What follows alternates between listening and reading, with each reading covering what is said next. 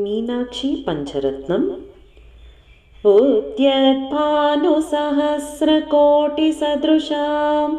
केयूरहारोज्ज्वलां बिम्बोष्ठीं स्मितदन्तपङ्क्तिरुचिरां पीताम्बरालङ्कृतां विष्णुब्रह्मसुरेन्द्रसेवितपदां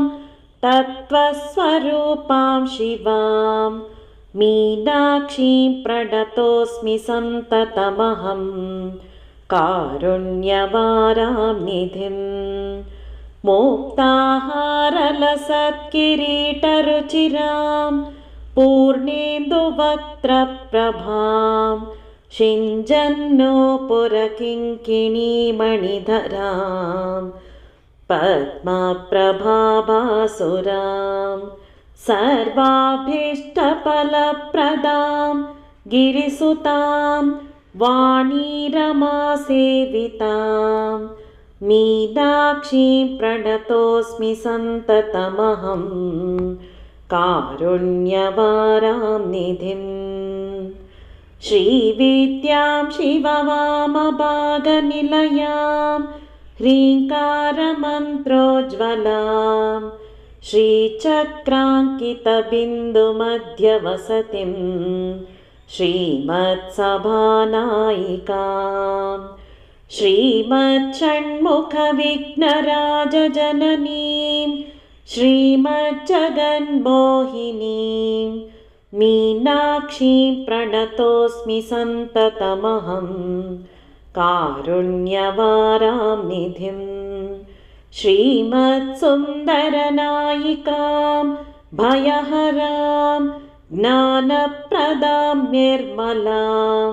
श्यामाभां कमलासनार्चितपदां नारायणस्यानुजां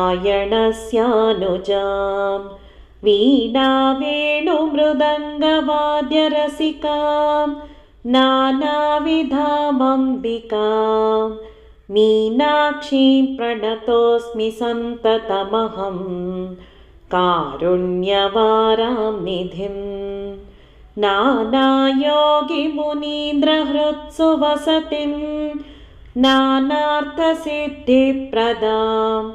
नानापुष्पविराजिताङ्घ्रियुगलां नारायणेनार्चितां नादब्रह्ममयीं परात्परतरां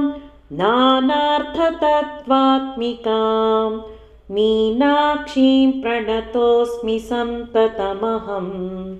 कारुण्यवारां निधिं मीनाक्षीं प्रणतोऽस्मि सन्ततमहं कारुण्यवारां निधिम् इति श्रीमत्परमहंसपरिव्राजकाचार्यस्य श्रीगोविन्दभगवत्पूज्यपादशिष्यस्य श्रीमच्छङ्करभगवतः कृतौ मीनाक्षी पञ्चरत्नम्।